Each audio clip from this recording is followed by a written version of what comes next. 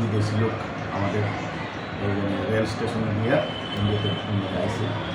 Rail স্টেশনের দিকে যাইতেছে বা আইতেছে মানে এখানে যাইব মানে একটা কবর আসছিল।